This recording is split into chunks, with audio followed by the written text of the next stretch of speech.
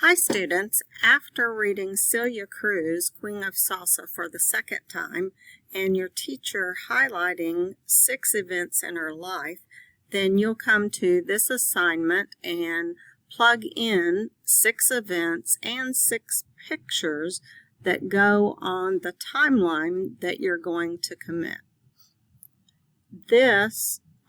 Screw that.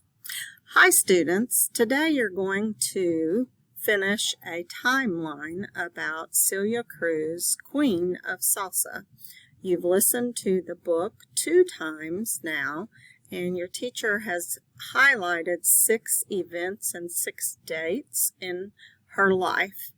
On this assignment, you're going to take the events on the left-hand side and drag them from the left-hand side into this particular line, just as I'm doing here.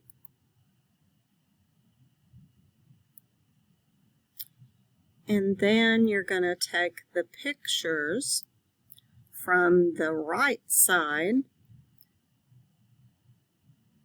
and drag them in where it says drag picture here over top the white box that goes with the corresponding event for that particular event.